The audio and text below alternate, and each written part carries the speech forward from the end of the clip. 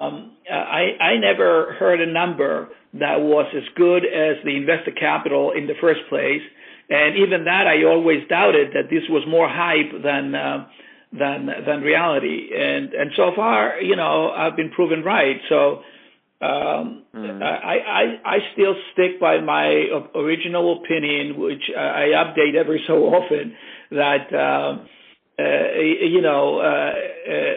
it's the wrong strategy, the wrong market, the wrong verticals, and the wrong management. Right. What numbers have you heard out of interest?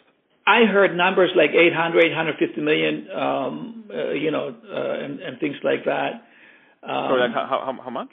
Like 150 or? 800 million, something in that range. But that would be extremely high, Of course it would be. That's why I never. No, but that would be like ridiculously high. But have you heard any numbers with like any semblance of reasonability? No. Like, no. No, I have not, and I doubt that there is any validity to anyone that really puts out these numbers. As long as the numbers are bigger than the backlog, I would worry about the validity of those. You see, if the satellites, let me just say something to really support my position. If the satellites were conventional bent pipe satellites, one could buy them and save themselves, $250 million of new investment, relocate the satellites to one of their own slots, and find value that way, because that satellite, the conventional satellite, you may lose some performance if you move it to a different slot than the antenna was designed for, but it's still, by and large, a usable satellite. But on the other hand, a high throughput satellite, multi-beam with fixed gateways and such is more difficult to move other than the planned location.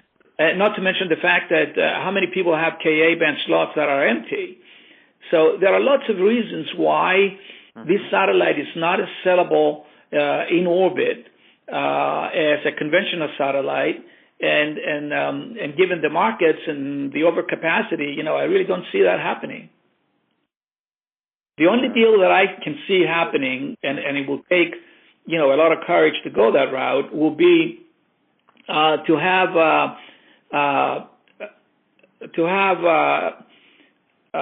someone sit down with Avanti management and say, look, I will turn the satellites over to you, and let's make an arrangement that you get 30 cents for every dollar, and you give me 70 cents for every dollar that you sell, and I'll shut down my operation. And in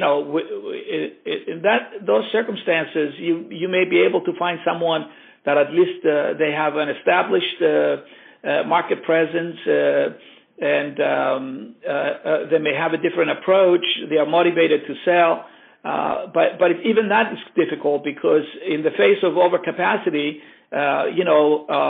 people will be interested in setting their own capacity first, where they get 100% of the revenue rather than 70%. So I think one has to really scratch the bottom to come up with a good solution for these folks right now. Yeah, but if you do this, then, well, at least you can sit on it and preserve the option, right? Because, I mean, look, I think I fully understand,